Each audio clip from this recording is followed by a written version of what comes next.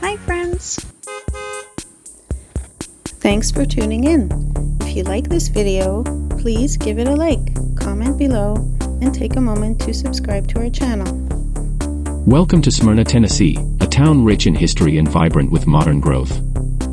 Smyrna, located in Rutherford County, was established in the early 1800s and named after the Smyrna Presbyterian Church. One of Smyrna's most historic landmarks is the Sam Davis Home and Museum. This 200-acre estate preserves the boyhood home of Sam Davis, a young Confederate scout during the Civil War. The property offers a glimpse into 19th-century plantation life and is designated as a state historical site. In the 1940s, the Smyrna Army Airfield was established, playing a significant role during World War II. Today, this site operates as the Smyrna/Rutherford County Airport, serving as a general aviation hub and contributing to the town's economic development. A major economic driver for Smyrna is the Nissan Smyrna assembly plant. Opening its doors in 1983, this facility has become the largest automotive assembly plant in the United States, producing over 640,000 vehicles annually.